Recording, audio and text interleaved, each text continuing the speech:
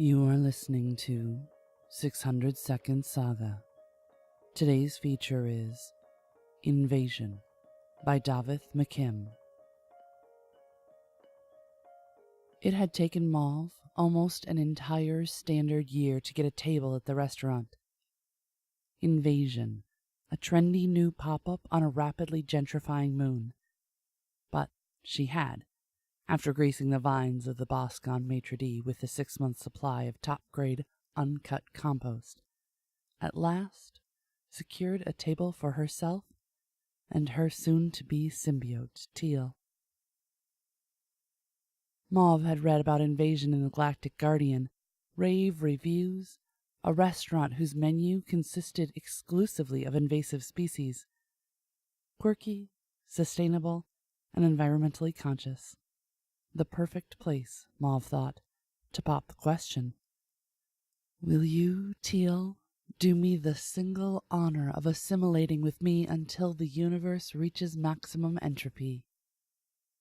About which Teal had recently been dropping some not-so-subtle hints. They entered the restaurant, lateral fringes entwined, and the willowy Euxterian waitress, all sinew and chitin, Mauve thought, not like my plumpy, guided them to their table. Teal bobbed over to the adaptive seating which scanned her and immediately began rearranging itself to accommodate a particularly corpulent Calpian echinoderm. Deflated her legs and emitted an excited shade of indigo at Mauve. As radiant as an O-type star, Mauve thought. As bulbous and ethereal as a gas giant. Except for her feeding appendages, of course. They were wriggling with anticipation, as they always did when Teal was hungry. Mauve sank into her chair, too, while the Euxterian waitress's mouth began to form a series of incomprehensible shapes. The translator bot floating next to her blinked like a tiny pulsar. Here are your menus, it flashed. Our specials today are Betelgeusian acridid, currently wreaking havoc in the Jasper Nebula after several specimens escaped from the interplanetary menagerie of a private collector.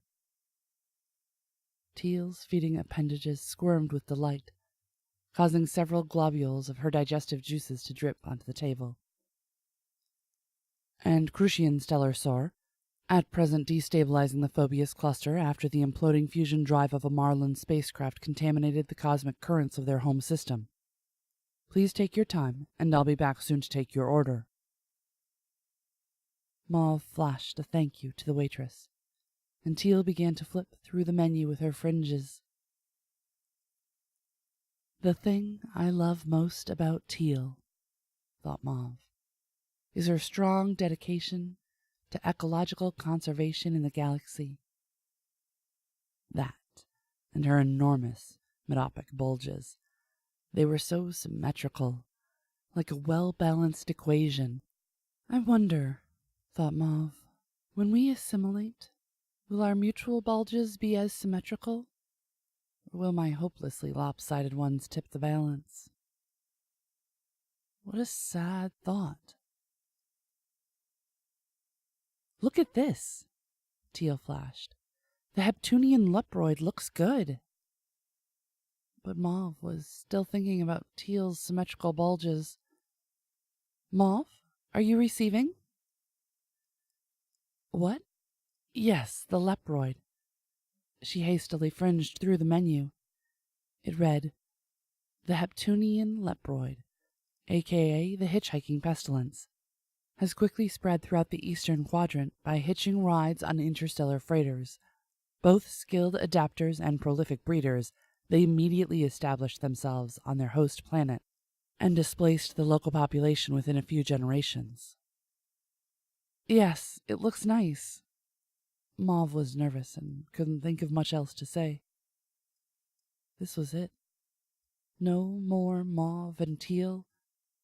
No more separate entities, separate colors. Genetically assimilated, one mind and body, half of one replaced by half of the other. A primitive survival method to preserve shrinking resources and avoid overpopulation.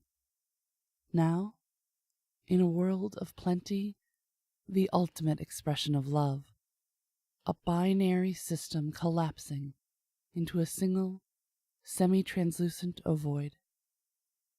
Say something, Mauve thought. You're too quiet, she'll suspect. What about the Terran great ape? She flashed at last. It did look good, actually. Spit roasted, served in a thick moon scrub sauce. The Terran great ape, having been gifted interstellar travel by irresponsible first contactors, is superliminally moving up the Orion arm, consuming the limb's resources and sterilizing otherwise promising life-viable planets. Teal's feeding appendages drooped. You know I'm allergic to mammals. Yes, Mauve had forgotten. It was seldom an issue, Teal's mammal allergy. But what about after they'd assimilated? Which would win out? Mauve's love of Terran great ape or Teal's mammal allergy? Mauve considered this for a moment. Could she live without ever eating a mammal again? Could she give up that supple flesh, the liquid lipids, the crisp crackling? Other chordates were fine. She liked them, but few were a patch on fleshy, warm-blooded mammals. Mauve lowered her gaze back to the menu, but she found herself unable to concentrate. The remark had triggered a meteor shower, one blunt ferrous rock impacting after another. Would her penchant for classical sphere music survive Teal's preference for avant-garde fizz? Would Teal's fondness for felids oust her keen love of canids? Would Teal's habit of sleeping in on 10th days stop Mauve from rising early to compose her kaleidoscopic poetry? It wouldn't be malice on Teal's part. After all, the Terran great ape was not malicious, simply pursuing its own interests, as was the Betelgeusian acridid, who had found itself in an alien environment and thrived. There was no malice, simply dominance. Would Mauve, too, then, the most cherished aspects of herself, be pushed to the margins by Teal, and rendered nothing more than a threatened species among her own cells?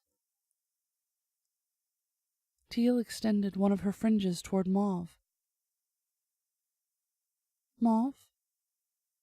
Is there something wrong? She flashed. Is there perhaps something... She flushed a hot pink. You wanted to ask me? Before Mauve could answer, the Exterian waitress approached their table, shaking like a photon sail in a solar storm. We do apologize, flashed the translator bot, but Invasion has been forced to close early this evening. Close early? Mauve replied. Why? Problems in the kitchen. A Terran great ape has, I'm afraid, rather taken issue with being, I believe it put it, probed by our spit roasting, and is now running amok with one of the plasma arcs we use to slice up the Crucian stellar sore. Mauve looked deeply into Teal's eyes.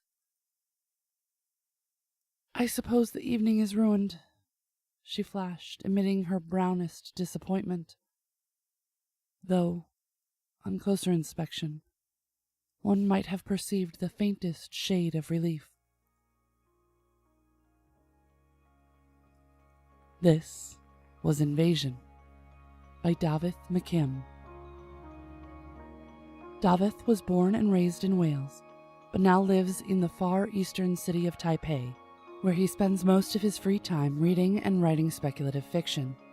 His stories have previously appeared in Daily Science Fiction, Stupefying Stories Showcase, and Deep Magic.